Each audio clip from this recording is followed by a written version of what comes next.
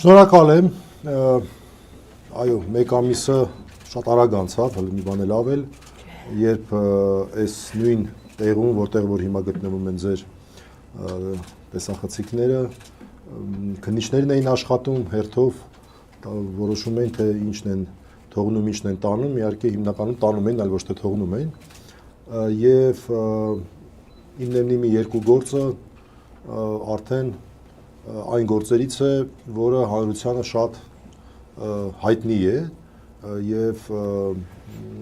ինչպես եւ իմ նեմնի առաջին գործը, այնպես էլ սա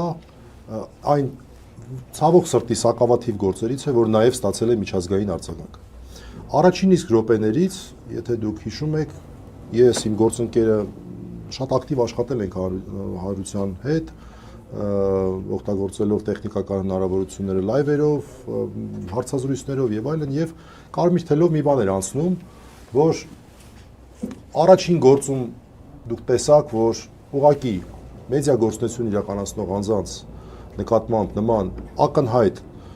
ապօրինությունը բերելու է անգամ այս պայմաններում, երբ որ բացահայտ ձևով Հայաստանը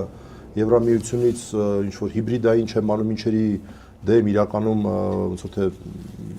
կարելի ասել միջամտության դրսևորում է, խնդրում ինչ որ ստանում է այդ միջամտությունը եւ այլն այս պայմաններում եվրոպացիները լուրջ այսպես արձագանքի կարծեք թե տեղ չեն թողնում նման դեպքերում,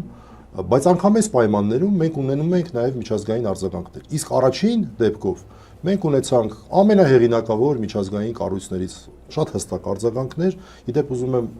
շնորհակալություն հայտնել բոլոր այն գործընկերներին, որոնք որ իրենց անդուլ ջանքերով հասան դրան, ուզում եմ հատուկ նշեմ երկու կառույցների անունները, Հայաստանի ժուրնալիստների միության անունը եւ KIHK-ի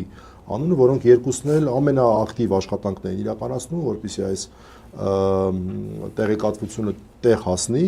մյուսներից ներողություն եմ խնդրում, բայց ես երկուսին ուզում եմ հատուկ ընդգծեմ, եւ անցյալ անգամ ամենահեղինակավոր կառույցներից մենք ստացանք արձագանքներ։ Դա Freedom House-ներ, Amnesty International-ներ,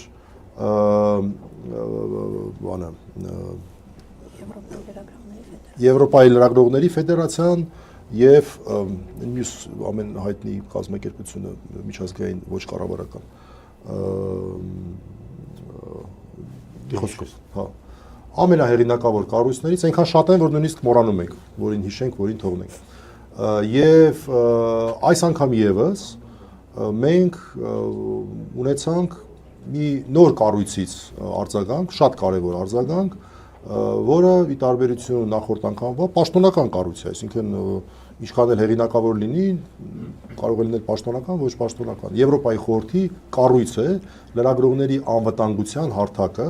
նոր երևույթ է, դրա համար մենք հատուկ այսօր անդրադարձ ենք անելու եւ իմ գործընկերը Աստղիկ Մաթեոսյանը իմ խոսքի ավարտից հետո ավելի մանրամասն կներկայացնի, թե ինչ է իրենից ներկայացնում այս հարթակը եւ ինչ է իրենից ներկայացնում այս արձագանքը։ Նորից ասեմ, դա այն պայմաններում, երբ այսպես ասենք, ֆոնը ամենևին բարենպաստ չէր, բայց որ բարենպաստ լիներ, ինչ կլիներ։ Ես ուզում եմ կարճ անդրադառնալ, թե ինչ խախտումների մասին է խոսքը։ Ես եվրոպական կոնվենցիան էի մտքով այսպես անցնում հոդվածներով եւ նկատեցի, որ եվրոպական կոնվենցիայի երևի համարյա հոդվածների կեսի խախտում մենք այստեղ ունենք։ Սկսենք ամենասկզբից 5-րդ հոդված, որը վերաբերում է անձի ազատության իրավունքին։ Ակնհայտ է, որ ոչ մի հիմք չկար անձանց ազատությունը սահմանափակելու համար։ Մենք արդեն ունեցել ենք մեկ քրեական վարույթ, որով 2 ամիս կալանքից հետո տղաների նկատմամբ կիրառվեց այլընտրանքային խափանման միջոց, մասնավորապես վարչական հսկողություն, եւ տղաները ամբողջությամբ պահպանել են դրա բոլոր պայմանները։ Հիշում եք, դա նաեւ արժեցավ նրանց երկար ժամանակ եթեր դուրս չգալը, բայց նրանք որևէ խախտում թույլ չեն տվել։ Հետեւաբար, եթե արդեն մենք ունենք փորձ, որ այս խափանման միջոցը արդյունավետ է, ինչի պետք է ամենածայրահեղ խափանման միջոցը կիրառվեր։ Օրինակ, քաղաքի կենտրոնում մի քանի մարդ հարձակվում են, ըստ հավանաբար քրեական վարույթի նյութերի պետք է որ խուլիգանական նաև գործողություններ լինեն, հակառակ դեպքում խուլիգանության մեղադրանք չէր լինի, կոնկրետ Միրան Հակոբյանի դեպքն եմ օրինակ բերում, եւ դատարանը մերժում է այդպիսի խուլիգանություն, ենթադրյալ խուլիգանություն կատարած անձանց կալանքը կիրառում է շատ ավելի մեծ խափանման միջոցներ։ Այդ ոնց եղավ, որ այն դեպքում մերժվում է, այս դեպքում երբ որ եթերի մասին է խոսքը, երբ որ մեծ շատ մեղմ եմ արտահայտվում։ Մեծ կասկած կա առհասարակ եթերով խուլիգանություն լինում է թե չի լինում, մարդկանց նկատմամբ կիրառվում է ամենախիստ խափանման միջոցը այն էլ լրջագույն սահմանափակումներով, շփման սահմանափակումներով։ Եվ այսպես 5-րդ հոդված։ 6-րդ հոդվածից մի փոքր ընդամենը էպիզոդ հիշեցնեմ, երբ որ ես օրինակ հասա Նարեկենց տանը իրականացվող խոզարկությանը, ինձ ներս չթողեցին։ Ճիշտ է, սա ամենամեծ խախտումը չէ այս գործով, բայց այնուհանդերձ 6-րդ հոդվածի, այսինքն արդար դատաքննության իրավունքի, մասնավորապես պաշտպանի ներգրավման, պաշտպանի կողմից իր իրավաբանական գործառույթը իրականացնելու իրավունքի որոշակի խախտում է։ 7-րդ հոդված։ 7-րդ հոդվածը հաճախ չի, որ մենք վկայակոչում ենք, բայց դա շատ կարևոր է։ Հին սկզբունք կա, չկա հանցանք առանց օրենքի։ Nullum crimen sine lege իրավաբանները այս լատինական արտահայտությունն են անում։ Դա ձևակերպված է Եվրոպական կոնվենցիայի 7-րդ հոդվածում։ Դա մարդու ֆունդամենտալ իրավունքն է, որ եթե ինքը հանցանք չի կատարում, նրան հանցագործության համար նրա նկատմամբ վարույթ չիրականացնեն։ Էլ չեմ ասում իր ոչ հանցավոր արարքը չորակեն որպես հանցագործություն։ Մարդիկ իրականացնում են օրենքով թույլատրված, օրենքով չարգելված քաղաքական գործունեություն։ Բոլորս էլ գիտենք ինչ գործունեություն։ Հիմնեմնի մի ոդքասթը քայլ առ քայլ ժամանակի ընթացքում արդեն 3-րդ տարին է, չէ՞ ոնց որ թե սկսում շուտով։ 3-րդ տարին է։ Կամած առաջ գնաց եւ դրա արդյունքում մենք ունեցանք իրավիճակ, որ հանրությունը շատ լավ ճանաչում է, մարդկանց գործունեությունը բոլորի աչքի առաջ է։ Այդ օրինական գործունեության համար մարդկանց պատասխանատվության են կանչել։ Այն էլ այն դեպքում, հարգելի գործընկերներ, այն էլ այն դեպքում, երբ որ արդեն մենք ունենք ոչ թե պարզապես անմեղության կանխավարկածի երաշխիքը, այլ ունենք անգամ դատավճիռ, ճիշտ է, օրինական ուժի մեջ չմտած, որը նույն արարքը որակել է որպես ոչ հանցավոր արարք։ Այս պայմաններում մենք ակնհայտորեն տեսնում ենք նաև այս սկզբունքի ոտնահարումը։ Հաջորդ հոդվածը, 8-րդ հոդված, անձնական եւ ընտանեկան կյանքի անձեռնմխելիության իրավունքը։ Ինչ իմաստ կար առավոտը ժամը 7-ին դիմակներով մտնել Նարեկենց եւ Վազգենենց տուն։ Երեխեքը այնտեղ պատրաստվում էին դպրոց գնալ եւ այլն, դրա մասին լուսին են ավելի շատ։ Սա լավ, ինչ իմաստ կար։ Այդ իրավունքի նկատմամբ միջամտությունը որևէ բանով արդարացված էր թե ոչ։ Սա արդեն Եվրոպական կոնվենցիայի հաջորդ հոդվածն է։ 10-րդ հոդված, խոսքի ազատություն։ Հիմա տեսեք հերթով թվարկելով գնում եմ։ 10-րդ հոդված, այս ամեն ինչը ինչի համար էր արված, որպեսզի մարդկանց գործունեությունը դադարեցնեն։ Շնորհակալություն բոլոր այն մարդկանց, ովքեր որ դա ուղղակի թույլ չտվեցին, նաև իրենց ֆինանսական աջակցությամբ նրանով, որ այն ինչ որ տարել էին, անհրաժեշտը բերեցին եւ 2 օր հետո արդեն իննեմնիմի եթերում էր։ Այդ շտատիվները, այդ մնացածը եւ այլն։ Իդեպ վերադարձրել են մի մասը տեխնիկայի, շտատիվները վերադարձրել են, հա, ինչի եք մարդիկ ստուգեցին, տեսան, շտատիվները վերադարձրել են, ասեմ ձեզ, բայց ոչ ամբողջը չէ, ամենակարևորները չեն վերադարձրել, խոսքը վերաբերում է համակարգիչներին եւ այլն, այսինքն այն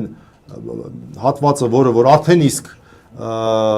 այսպես ասած փոխարինողները ձեռք էին բերվել, դրանք վերադարձրել են։ Ինչ ասենք, երևի թե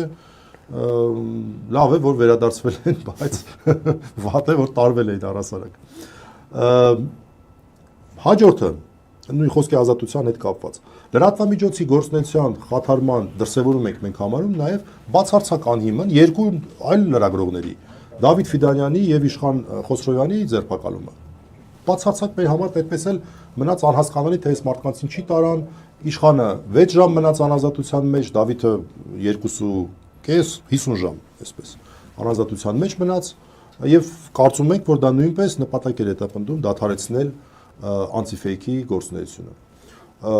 Եվ վերջապես 14-րդ հոդված, որը խտրականության արգելքն է։ Խտրականության այս ամեն ինչը կատարվում է խտրական ձևով։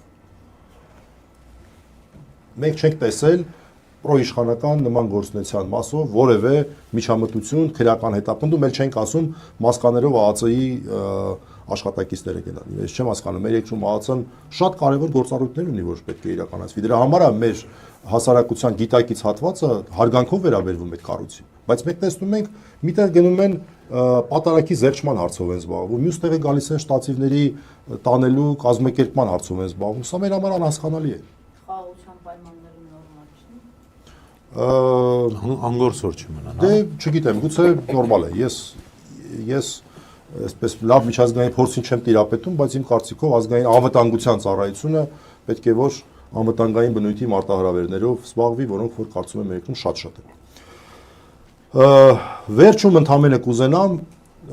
համեմատել իմնեմնիմի 1-ը եւ իմնեմնիմի 2-ը ցույց տալու համար, որ այս ընթացքում ցավոք սրտի մեր երկրում ռեպրեսիվ ապարատը շատ ավելի մեծ հնարավորություններ է ստացել ընդամենը 1 տարի 5 ամսվա ընթացքում։ Զուտ հայեմատության համար իմնեմնիմի 1 գործով մարդկանց տները ժամը 7-ին չգնացին։ Բնակարանի անձեռնմխելիությունը, անձնական ընտանեկան կյանքի անձեռնմխելիությունը, դրա նկատմամբ միջամտություն չեղավ։ Նույնիսկ այստեղ գալուց ոչ թե խոզարկությամբ էին եկել, այլ դեպքի վայրի զննությամբ էին եկել։ Մասկաներ եւ այլն եւ նման բաներ չկար։ Երկրորդը բանի այդ անտիֆեյքի գործունեության նկատմամբ միջամտություն չեղավ։ Լրագրողների մասով որևէ միջամտություն չեղավ։ Երրորդը եկեք այնուհանդերձ իրավիճակներն էլ քննարկենք։ Նախորդ անգամվանից հետո մենք նաև որոշակի հետևություններ էինք արել եւ օրինակ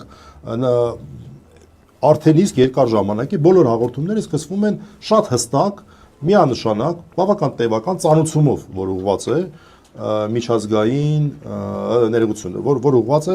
ունկնդիրներին, որ իմացեք, հնարավոր է, քանի որ սա ուղիղ եթեր է, որ ոչ նորմատիվային լեքսիկա է այստեղ լինի։ 18+ լեքսիկա է այստեղ լինի։ Նույն բանը ինչ որ օրինակ անում է հանրային հեռուստաընկերությունը, երբ որոշ ֆիլմերի մասով գրում է 18+։ Հիմա ներողություն, եթե այնտեղ ինչ որ մի ոչ նորմատիվային անպարկեշտ արտահայտություն հնչի, օրինակ ներողություն եմ խնդրում, 1000 ներողություն, խնդրում եմ սրտից թույլերը թող հեռանան, եթե հետույք բառը օրինակ հնչի։ Այդ մարդկանց ինչ պետք է գնաք դատեք, գնում են, չէ, 18+։ Հաջորդը տարբերակիչ առանձնահատկություն, անցյալ անգամ չէին սահմանափակել տղաների ուրեմն տեսակցությունների հնարավորություն։ Տեսակցությունների հնարավորությունները սահմանափակված է։ Միայն պաշտպաններ եւ մերձավոր ազգականներ, որը որ չէին, մերձավոր ազգականները սկզբունքորեն կարող են, բայց պաշտպանները չէին կարող։ Որևէ մեկ ազգային ժողովի падգամավորները, բազմաթիվ падգամավորներ են հետաքրքրվում, որ ցանկություն ունեն այցելեն, անցյալ անգամ այցելում են։ Բացառապես այն պատճառով է սահմանափակված, որ մարդիկ կտրվեն, չկարողանան իրենց այսպես շփումներ ունենալ, օրինակ ազգային ժողովի падգամավորների հետ։ Եվ նաև շնորհակալություն եմ հայտնում բոլոր այն падգամավորներին, երկու ընդդիմադիր ֆրակցիաներից, որոնք որ անընդհատ հետաքրքրվում են, անդադ ասում են ինչ որ բան չփոխվեց, էլի չենք կարող գնալ, էլի չենք կարող գնալ, ցավոք սրտի դեռ գնալ չենք կարող։ Ամենավերջում ասեմ, որ մենք ստացանք հետաքրքիր արձագանք Եվրոպայի խորհրդից։ Սա էլ է տարբերություն։ Անցյալ անգամ երբ որ դիմումներ եղան նույն Եվրոպայի խորհրդին, որևէ պատասխան չստացանք։ Այս անգամ մենք ստացանք պատասխան։ Նամակ ուղարկեց Եվրոպայի միության պատվիրակության ղեկավարը, շնորհակալ ենք, որ նամակ ուղարկել են, այսինքն դա մենք համարում ենք ուշադրության նշան, որոշակի, եւ հույս ունենք, որ դա նաեւ նշանակում է, որ գիտեք, մենք քանի որ այնտեղ հիբրիդային հարցեր կան, մենք չենք կարող հրապարակավ ձեր հետ շփվել, բայց սա արժեքներ են, որոնցով մենք զբաղվում ենք եւ գուցե փակ դռների հետևում նաեւ այդ հարցը բարձրացնում են։ Բայց այն տեքստը, որ այդ նամակում կար, մեղմ ասած տարօրինակ էր։ Նշված էր, որ դա գիտեք ինչ, մենք չենք կարող զբաղվել նման հարցերով, այդ հարցերը մեր իրավասության, դա Հայաստանի ներքին գործն է, Հայաստանը այդ հարցերով թող զբաղվի։ Ես հիշողությունս թարմացնելու համար որոշեցի մի հատ հին, այսպես, լրատվական նյութերը թերթել եւ տեսնել, թե ինչպես էր մինչեւ 2018 թիվը քաղաքական հայտարարություն, քաղաքական հայտարարություններ անում են, հանդիպումները չեմ ասում, որ անընդհատ այսպես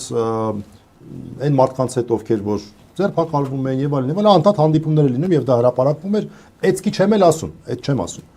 Քաղաքական բնույթի հայտարարություններ, որ պետությունում դու խախտում ես արել, որ այս ինչը սենց ես անում, նրան բռնել ես, այս ինչը սենց ես արել, այս ինչը նենց ես արել։ Անձամբ դեսպանը, անձամբ Եվրամիության դեսպանը գնում եւ մասնակցում էր դատերին։ Իսկ դա քաղաքական քայլ է, այնպես չի էլի, որ տենց այդ օրը դատարանի մոտով անցնում են, դա այնպես չի լինում եւ որոշում են մտնել տեսնել ինչ կա դատարանում։ Ոչ, դա քաղաքական քայլ էր։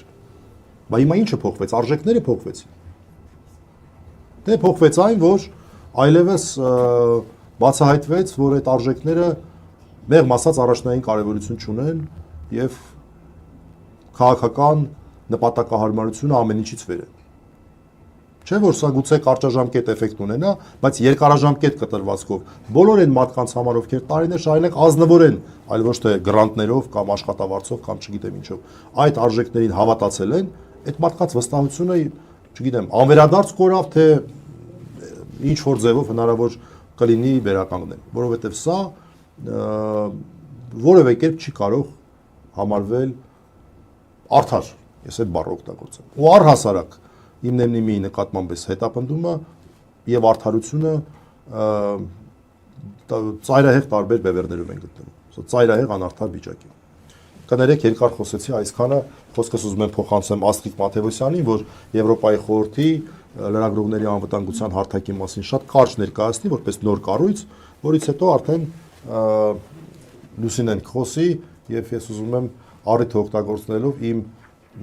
չգիտեմ ոնց ավելի